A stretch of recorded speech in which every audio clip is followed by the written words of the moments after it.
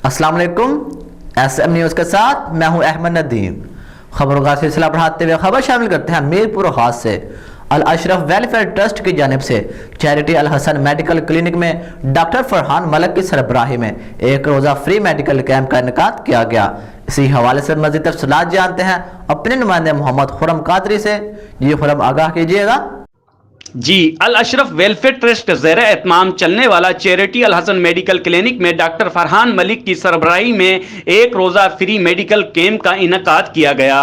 मरीजों का free checkup किया गया और बाद अद्वियात भी फराहम की गई। इस मौके पर मेडिकल सेंटर में मरीजों का चेकअप किया गया और अद्वियात भी फराहम की गई। जबकि गुज़श्ता माह अल अशरफ वेलफेयर ट्रस्ट के ज़ेर एहतमाम चलने वाला अल हसन मेडिकल सेंटर का 11 जनवरी को शानदार इफ्तिताह भी किया गया था, जिसमें औरतों बच्चों की बीमारियों के माहिर डॉक्टर के साथ नाक कान और जनरल फिजिशियन सिर्फ 50 रुपए में मुकम्मल चेकअप किया जा रहा है।